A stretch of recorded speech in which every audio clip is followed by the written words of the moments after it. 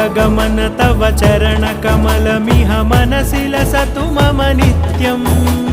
गरुडगमन तव चरणकमलमिह मनसि लसतु मम नित्यम् मनसि लसतु मम नित्यम् मम तापमपाकुरुदेव मम पापमपाकुरुदेव मम तापमपाकुरुदेव मम पापमपाकुरुदेव